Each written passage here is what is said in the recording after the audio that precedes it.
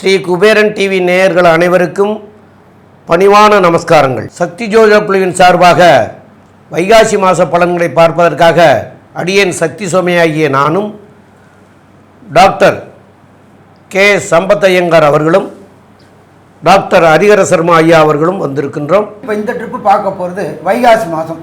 இருக்கிறதுலையே மாதத்தில் வைகாசி மாதம் அப்படின்றது மிக வசந்தமான மாதம்னு சொல்லலாமா, வசந்த மாதம் சொல்லலாம்.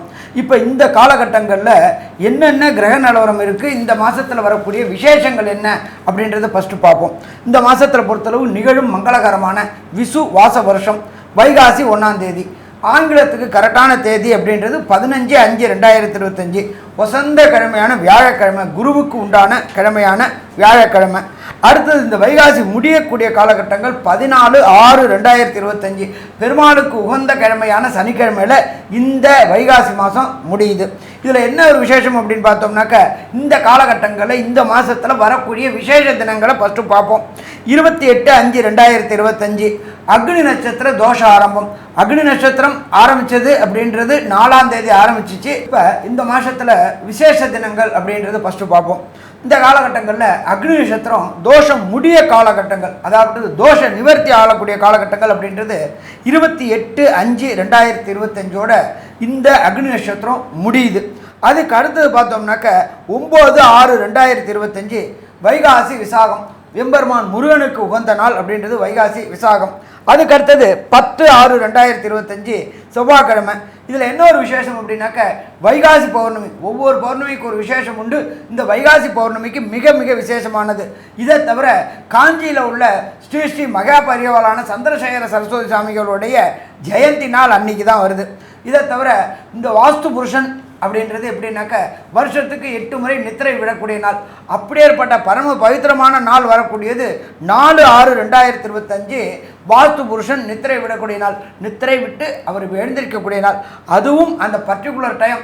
இந்த நீண்ட நாட்களாக வீடு வாங்கணும், இடம் வாங்கணும் அப்படின்னு நினச்சவங்க மனபூஜை போடக்கூடிய நேரம் காலையில் 9:05 10:35 இந்த வாஸ்து பூஜை போட்டோம்னாக்க கண்டிப்பாக வீடு கட்டுறதுல எந்த விதமான தடங்கல்களும் தாமதம் இல்லாமல் நினச்ச டயத்தில் கேட்ட இடத்துல பணமும் கிடைக்கும், கேட்ட நேரத்தில் முடியக்கூடிய வாய்ப்புகளும் இந்த வாஸ்து புருஷன் நித்திரவிட நாளில் இருக்குது. இதை தவிர கோச்சாரத்தில் பார்ப்போம். இந்த வைகாசி பிறக்கக்கூடிய நாளில் என்னென்ன கிரகங்கள் எங்கெங்கே இருக்காங்க அப்படின்றத ஃபஸ்ட்டு பார்ப்போம். காலபுருஷ தத்துவத்தின் முதல் ராசியான மேஷ ராசியில் புத பகவானும், 2வது ராசியான ரிஷப ராசியில் சூரிய பகவானும், 3வது ராசியான மிதுனத்தில் குரு பகவானும், 4வது கர்க்கடகத்தில் செவ்வாயானவர் நீச்சம் நிலையை அடைஞ்சிருக்கக்கூடிய காலகட்டங்கள்லையும், சிம்மத்தில் கேது பகவானும், சிம்மத்துக்கு நேரான சதசப்தமமான கும்பத்தில் சனி பகவானும் ராகு பகவானும் இருக்காங்க. காலபுருஷ தத்துவத்தின்படி 12வது ராசியான மீன ராசியில் சுக்கிர பகவான் உச்சம் பெற்றிருக்கார். இதில் ஒரு விசேஷம் என்ன அப்படின்னாக்க, இந்த வைகாசி மாதத்தில் பொறுத்தளவுக்கு ராகு கேதுவின் இடையில எல்லா கிரகங்களும் ஆப்டாங்க. இதுக்கு பேர் கிரக மாளிகா யோகம்னு பேர். ஆரம்ப கட்டத்திலேருந்து அந்த முடிகிற கட்டங்கள் வரணும் அந்த 9 கிரகங்களும் அந்த கட்டத்தில் தொடர்ந்து இருக்கிறது. இதை மாதிரி வர்றது அப்படின்றது பெரிய அற்புதமான காலகட்டங்கள். இந்த வைகாசி மாதம் இவ்வளோ ஒரு அற்புதமான மாதம் இருக்குது. இதை நம்மளோட ஜோதிட சாஸ்திரத்தில் என்ன சொல்லுவோம் அப்படின்னாக்க, கால சர்ப தோஷம் அப்படிம்போம். அந்த கால சர்ப தோஷத்துக்கு என்னென்ன பரிகாரம் அப்படின்றதையும் நம்ம பார்ப்போம். அப்போ இதுக்கு அடுத்தது பார்த்தோம்னாக்க, இந்த வைகாசி மாதத்தில் ஒவ்வொரு ராசிக்கும் என்னென்ன நற்பலன்கள் என்னென்ன கெடுபலன்கள்ன்றதை பார்ப்போமா. இப்போ மொத்தத்தில் இந்த மாதம் பார்க்கும்பொழுது திடீர் பண வரவுகள் வரக்கூடிய வாய்ப்புகள் உண்டு. அதே போல் ஆரோக்கியத்தில் மேம்படக்கூடிய தன்மைகள் உண்டு. கடந்த காலகட்டங்களில் உடல்நிலையில் தொந்தரவு இருந்தவங்களுக்கு ஆரோக்கியம் மேம்படக்கூடிய வாய்ப்புகள் உண்டு. கடந்த காலகட்டங்களில் திருமணத்தின் தடையும் தாமதமும் ஏற்பட்டு இருந்தவங்களுக்கு திருமண தடையும் தாமதங்களும் விலகக்கூடிய வாய்ப்புகள் உண்டு.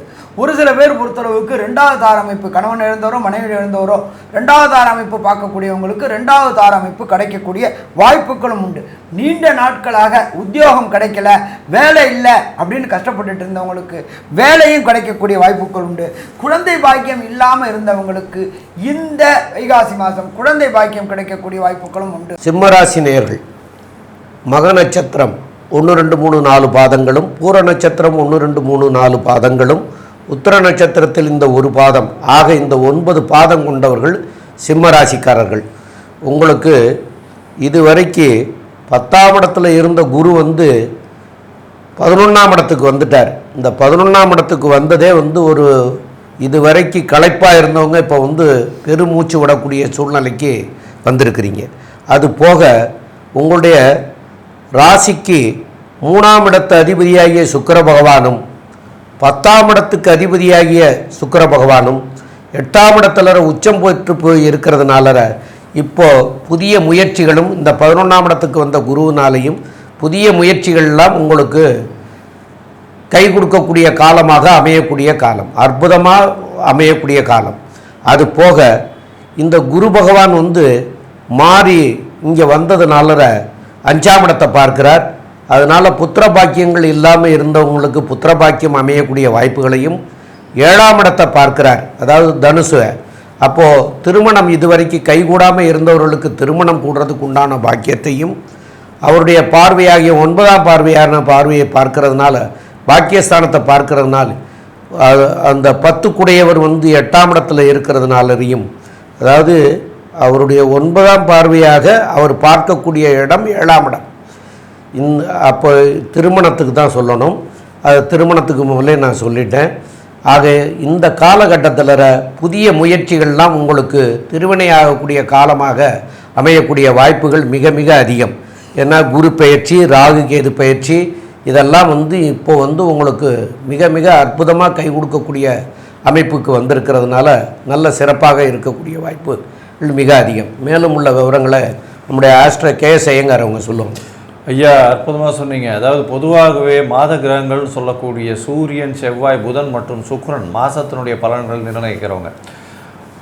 அதாவது வருட கிரகங்களுடைய பலன்கள் நல்லபடியாகவே இருக்குது. இருந்தாலும் உங்களுடைய ராசியில் கேது இருக்கிறதும் வந்து அந்த அளவு விசேஷம் இல்லை. உடல் நலத்தில் பின்னடைவு ஏற்படக்கூடிய வாய்ப்பும் மனக்குழப்பங்களும் எந்த ஒரு விஷயத்திலும் தீர்க்கமான முடிவு எடுக்க முடியாத நிலைமையும் உங்களுக்கு நிச்சயமாக இருக்கும். எதிர்பாலனத்தை நம்ப வேண்டாம், பார்ட்னர்ஷிப்பில் இருக்கிறவங்கள நம்ப வேண்டாம். ஏன்னா ராகுவும் சனியும் வேறு சப்தமத்தில் இருக்கார். அதனால் வந்து பிரச்சனைகள் நிச்சயமாக இருக்கும். பார்ட்னர்ஷிப் பிஸ்னஸோ இல்லை வேலை மாறுதல்கள் இதெல்லாம் வந்து நிச்சயமாக வரக்கூடிய வாய்ப்புகள் நிச்சயமாக உண்டு.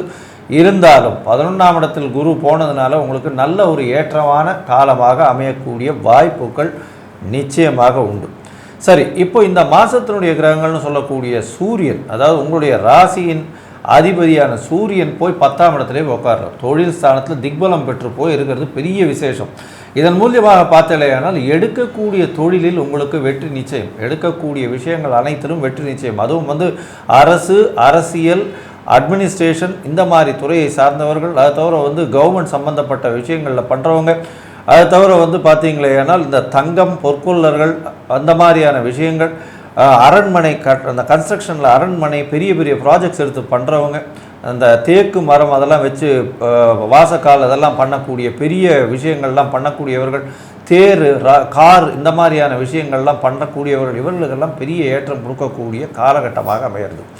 இந்த காலகட்டத்தில் பார்த்தாலேயானால் இந்த சிம்மராசிக்காரர்கள் தொழிலில் மிகப்பெரிய ஏற்றம் கொடுக்கக்கூடிய காலம். ஏன்னா 10ஆம் இடத்துலையே திக்பலம் பெற்று போயிருக்கிறது சூரியனுக்கு பெரிய ஏற்றத்தை கொடுக்கும் இந்த காலகட்டத்தில். அதனால் எந்த ஒரு விஷயமாக இருந்தாலும் ரொம்பவும் ஏற்றத்தை கொடுக்கும். இருந்தாலும் உங்களுடைய தொழிலில் பெரிய ஏற்றம் இருந்தாலும் உடல்நிலையில் பின்னடைவை நிச்சயமாக கேத்து கொடுக்கக்கூடிய வாய்ப்புகள் உண்டு.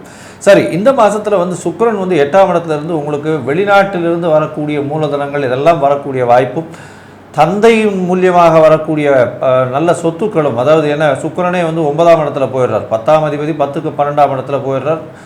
சூரியன் சொல்லக்கூடிய தந்தை காரகன் வந்து 10ஆம் இடத்துல போகிறதுனால தந்தை வழி செல்வங்கள்லாம் உங்களுக்கு வர்றதும், தந்தை வழி வியாபாரங்கள் உங்களுக்கு வர்றதும், தந்தையின் மூலியமாக வியாபாரத்துக்கு புதுசாக பணம் வர்றதும் இதெல்லாம் நிச்சயமாக நடக்கும். இந்த காலகட்டத்தில் புதன் உங்களுடைய ராசிக்கு 9, 10, 11ன்னு 3 இடத்துல மாறுறார். அதுவும் செவ்வாய் உங்களுடைய ராசிக்கே வர்றார். 12ஆம் இடத்துல இருக்கக்கூடிய செவ்வாய் இவ்வளோ நாளாக அவங்கள தூங்க விடாமல் பண்ணி பிரச்சனைகள் ரொம்ப அதிகமாக பண்ணி அவர் வந்து ஒரு திரிகோண கேந்திரத்துக்கு அதிபதியானவர் 12ஆம் இடத்துல போய் உட்காந்து உங்களை தூங்க விடாமல் பண்ணி இப்போ உங்களுடைய ராசிக்கே வர்றார். அதனால் புதனும் செவ்வாயும் உண்டான மாற்றம் எந்த வகையான ஏற்றத்தையும் இறக்கத்தையும் இந்த சிம்மராசிக்கு கொடுக்கும்னு ஐயா கிட்ட கேட்போம். ஐயா சொல்லுங்கள். ஐயா, அதே அற்புதமாக சொன்னீங்க. சிம்மராசிக்கு பொறுத்தளவுக்கு முயற்சி ஸ்தானாதிபதியான சுக்கிர பகவான் என்ன ஆயிருக்காரு, உச்சம் பெற்றிருக்கார். அப்போ எடுக்கக்கூடிய முயற்சிகள் அத்தனையுமே வெற்றி வெற்றி வெற்றி பெறக்கூடிய காலகட்டங்கள். முயற்சி உடையார் இகழ்ச்சி அடையார். அப்போ இந்த சிம்ம ராசிக்கு பொறுத்தளவுக்கு எடுக்கின்ற முயற்சிகள் வெற்றி கிடைக்கக்கூடிய காலகட்டம். இதை தவிர பார்த்தோம்னாக்க புத பகவானை பொறுத்தளவுக்கு உங்களுக்கு 2க்கும் 11க்கும் உடைய புத பகவான் உங்களுக்கு ராசிக்கு 9ஆம் இடத்துல கொஞ்ச நாள் இருக்கிறாங்க. புத பகவானை பொறுத்தளவுக்கு சார்ட்டர்ட் அக்கௌண்டன்ட், காஸ்ட் அக்கௌண்டன்ட் இதை மாதிரி உள்ளவங்களுக்கு பயன் தரக்கூடியது. அப்போ இந்த புத பகவான் 9ஆம் இடத்துல இருக்கிறதுனால நீங்கள் செய்யக்கூடிய வேலையில் புகழ் பெறக்கூடிய காலகட்டங்கள். சிம்ம ராசிக்கு 9ல் குரு, இது புத பகவான். சரி, அதுக்கு அடுத்தது பார்த்தோம்னாக்க அந்த புத பகவான் 10ஆம் இடத்துக்கு வராரு. 10ஆம் இடம் அப்படின்றது ஜீவனஸ்தானம் அப்படின்றத பொறுத்தளவுக்கு 2க்கும் 11 கூடையவர் ஜீவனஸ்தானத்தில் வர்றதுனால கடந்த காலகட்டங்களில் உத்தியோகத்துக்காக ட்ரை பண்ணிட்டு இருந்த சிம்மராசி என்பவர்களுக்கு உத்தியோகம் கிடைக்கக்கூடிய வாய்ப்புகள் உண்டு. உத்தியோகத்தில் இதுவரையிலும் தடையும் தாமதம் இருந்தவங்களுக்கு அதே புத பகவான் 11ஆம் இடத்துல வராரு. கூட ஏற்கனவே 10ஆம் இடத்துல இருந்த குரு பகவான் 10ல் இருந்தால் குரு வரும்பொழுது பதவியும் பறிபோகும் அப்படின்னு சொல்லிக்கிட்டு இந்த சிம்மராசி என்பவர்களை பொறுத்தளவுக்கு கடந்த வருடம் ஃபுல்லாகவே நெருப்பு மேலே இருந்த மாதிரியே இருந்தாங்க. உத்தியோகத்தில் வேலை பண்ணினாலும் பிரச்சனை, வேலை பண்ணனாலும் பிரச்சனை, வேலையில் நம்ம முடிவு எடுத்தோம்னாக்களும் பிரச்சனை, முடிவு எடுக்கிறனாலும் பிரச்சனை அப்படின்ற ஒரு கொதி நிலையிலேயே இருந்துகிட்டு இருந்தாங்க சிம்ம ராசிக்காரங்க. இப்போ ராசியாதிபதியும் 10ஆம் இடத்துல போயிட்டாரு, 11ல் குரு பகவானும் வந்துட்டார். அப்போ அந்த கொதி நிலை அடங்கக்கூடிய காலகட்டங்கள். உத்தியோகம் இருக்குமா இருக்காதா, போனால் வேலை இருக்குமா இருக்காதா அப்படின்ற பயம் கலந்த பதட்டத்திலேயே இந்த சிம்மராசிக்காரங்க கடந்த ஒரு வருஷமாக இருந்தாங்க. இப்போ ராசிநாதனும் 10ஆம் இடத்துல வந்துட்டாரு, 11ஆம் இடத்துல குரு பகவான் வந்துட்டாரு. உத்தியோகத்தில் உள்ள தடுமாற்றங்கள், உத்தியோகத்தில் உள்ள குழப்பங்கள், உத்தியோகத்தில் உள்ள பயம் கலந்த பதட்டங்கள் அத்தனையுமே தீரக்கூடிய வாய்ப்புகள் உண்டு. சமயம் ரொம்ப சந்தோஷம், நல்லா சொல்லியிருக்கிறீங்க. ஆனாலும் உங்களுடைய உடல் நலத்தில் கொஞ்சம் அதிகமான அக்கறை தேவை. ஏன்னு கேட்டிங்கன்னா கேது பகவான் உங்களுடைய ராசியில் இருக்கார். ராசியில் கேது பகவான் இருந்தாக்க நேத்திர பாதிப்புகள் உண்டாகக்கூடிய வாய்ப்புகள் உண்டு. கேதுவும் பார்த்தீங்கன்னாக்கா சூரியனுடைய நட்சத்திரமான உங்கள் ராசியாதிபதியான சூரிய நட்சத்திரத்தம் இருக்கிறதுனால நேத்திரம் அப்படின்னா கண்ணில் உபாதைகள் வரக்கூடிய வாய்ப்புகள் உண்டு. Prevention is better then cure. அப்போ சின்னதாக ப்ராப்ளம் கண்ணில் வந்தாலும் உடனடியாக உங்களுடைய கண் மருத்துவரை அணுகிறது மிக மிக சிறப்பாக இருக்கும். சரி, ஏற்கனவே 7ஆம் இடம் அப்படின்றது லைஃப் பார்ட்னர் மற்றும் தொழில் பார்ட்னருக்கு உண்டான ஸ்தானம். அது கண்டிப்பாக பிரச்சனை வரக்கூடிய வாய்ப்புகள் உண்டு. என்ன சாமி எல்லாத்தையும் நல்லா சொன்னீங்க, பணம் வரும், அது வரும், இது வரும்னு சொன்னீங்க, குடும்பத்தில் பிரச்சனை வரும். குடும்பம் அப்படின்றத பொறுத்தளவுக்கு ஏற்றம் இருக்கக்கூடியது. பிரச்சனை இல்லாத குடும்பம் அப்படின்னாக்கா அந்த குடும்பத்தில் உள்ளவங்க நெடிக்கிறாங்க அர்த்தம். கணவன் மனைவிக்குள்ளார சின்ன சின்ன பிரச்சனைகள் வந்து அது தீர்வு கிடைச்சுன்னா அந்த குடும்பம் அமைக்கப்படாக இருக்குது, அப்படி இல்லைன்னா நெடிக்கிறாங்கன்னு அர்த்தம். அப்போ உங்கள் குடும்பத்தில் இந்த சிம்மராசியை சேர்ந்த குடும்பத்தில் குழப்பங்கள் வரக்கூடிய வாய்ப்புகள் உண்டு. 7ஆம் இடத்துல ஆட்சி பெற்ற சனி பகவான் இருந்தாலே, சூரியனோட பையன் தான் சனி பகவான் இருந்தாலே பிரச்சனை கூட என்ன சேர்ந்துக்கிட்டாரு ராகு. பிரச்சனைகளை பிரம்மாண்டமாக கொண்டு போகக்கூடிய வாய்ப்புகள் உண்டு. ஒரு சில பேருக்கு பொறுத்தளவுக்கு ஈகோ அதிகமாக இருக்கும். ஏற்கனவே சிம்மராசிக்காரங்களுக்கு ராசியாதிபதி 10ல் இருக்கிறார். பண வரவு புகழ் கொட்டாக நட ஆரம்பிச்சிச்சு. நான் எனக்கு என்கின்ற ஈகோ வரக்கூடிய வாய்ப்புகள் உண்டு. இந்த ஈகோவினால குடும்பத்தில் பிரிவினை ஏற்படக்கூடிய வாய்ப்புகள் உண்டு. அப்போ இந்த குடும்பத்தில் பிரிவினை வரக்கூடிய வாய்ப்புகள் உண்டு. இந்த காலகட்டங்களில் யாராவது ஒருத்தர் விட்டு கொடுக்கணும். அது கணவனோ அல்லது மனைவியோ. விட்டு கொடுக்குறவங்க கெட்டு போவது கிடையாது, கெட்டு போகணும்னு நினைக்கிறவங்க விட்டு கொடுக்கறது கிடையாது. அப்போ நாமளே விட்டு கொடுத்தோம் அப்படின்னாக்க பிரச்சனைகளை தவிர்க்கலாம். சரி, இதுக்கு அடுத்தது பார்த்தாச்சு அப்படின்னாக்க 12ஆம் இடமான அயன சயன போகஸ்தானத்தில் செவ்வாய் பகவானானவர் நீச்சம் அடைஞ்சு நிற்கிறாரு. அவர் பார்த்தீங்கன்னா உங்களுக்கு ராசிக்கு பொறுத்தளவுக்கு 4க்கும் 9க்கும் உடையவர். சிம்ம ராசிக்கு யோகரும் அவரே, பாதகாதிபதியும் அவரே. லக்னமாக வரும்போது அந்த பாதகாதிபதியும் போம், ராசியாக வரும்போது யோகர் அப்படிம்போம். அப்போ அந்த 4க்குடைய செவ்வாய் பகவான் 12ல் நீச்சம் அடைஞ்சு போயிட்டாரு.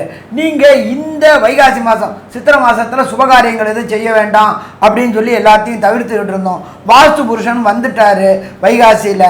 அப்போ வீட்டுக்கு கிரகப்பிரவேசம் பண்ணணும், இடம் வாங்கணும் அப்படின்னு நினைக்கக்கூடிய சிம்மராசி என்பவர்களுக்கு எல்லாமே கிடைக்கும். ஆனாலும் அது லிட்டிகேஷன் ப்ராப்ளம் வரக்கூடிய வாய்ப்புகள் உண்டு. அதனால் உங்களுடைய குடும்ப வக்கீலை பார்த்து அதில் உள்ள லிட்டிகேஷன் என்ன ஏதுன்றதை ஆராய்ச்சி பண்ணி இடம் வாங்குறதுனாலும் சரி, மண் வாங்குறதுனாலும் சரி, பொன் வாங்குறதுனாலும் சரி, அதே போல் அபார்ட்மெண்ட் வாங்குறதுனாலும் சரி, ஒரு ட்ரிப்புக்கு 4 ட்ரிப்பு யோசனை பண்ணி செஞ்சோம்னாக்க பிரச்சனைகளை தவிர்க்கலாமா? பிரச்சனைகளை தவிர்க்கலாம். ஸோ மொத்தத்தில் பார்த்தோம்னாக்க சிம்ம ராசி என்பவர்களுக்கு இந்த வைகாசி மாதம் அதி அற்புதமான காரியங்கள் நடக்கக்கூடிய காலகட்டம் இருந்தாலும் 7ல் சனி பகவானும் ராகுவும் இருக்கிறதுனால பிரச்சனைகள் வரக்கூடிய காலகட்டங்கள். சரி, பிரச்சனை அப்படின்னு வந்தாச்சுன்னா தீர்வு அப்படின்னு உண்டா? கண்டிப்பாக உண்டு. நல்லது அப்படின்னா கெட்டது உண்டு, அப்போ கெட்டது அப்படின்னா நல்லது உண்டு. அப்போ பிரச்சனை வந்துச்சுன்னா பிரச்சனைக்கு என்ன தீர்வு அப்படின்னாக்க எந்த ஆலயத்தை வழிபடணும், எந்த கிரகத்தை வழிபடணும், என்ன நாளில் வழிபடணும், என்ன சுவாமிக்கு நிவேதனம் பண்ணணும். இதை தவிர இந்த வைகாசி மாதத்தில் ஒரு 31 நாளில் ஒரு சில நாட்கள் சந்திராசிரம தினங்கள் அப்படின்றது உண்டு. சந்திராசிரம தினங்கள் அப்படின்றது உங்களுடைய ஜனன சந்திரன்லேருந்து கோல்சார சந்திரன் 8ஆம் இடத்துல வரக்கூடியது சந்திராசிரம தினங்கள். அப்போ அது எந்தெந்த தினங்கள், அந்த காலகட்டங்களில் என்ன செய்யணும் அப்படின்றத பற்றி நம்மளுடைய டாக்டர் ஐயா சக்தி சோமையா அவங்க விரிவாகவும் விளக்கமாகவும் சொல்லுவாங்க. ரொம்ப அற்புதமாக தெளிவாக சொன்னீங்க ஐயா. இந்த செவ்வாய் பகவான் நீச்சமடைஞ்சிருக்காரு. அதனால் வீடு வாசல் வாங்குறவங்க பல தடவை யோசனை பண்ணி வாங்குங்கன்னு சொன்னீங்க. அதேமாரி அவர் 4ஆம் இடத்தையும் 9ஆம் இடத்தையும் பார்க்குறாருன்னு சொன்னீங்க. 4ஆம் இடம்ங்கிறது தாய் ஸ்தானம், 9ஆம் இடம்ங்கிறது தகப்பன் ஸ்தானம்.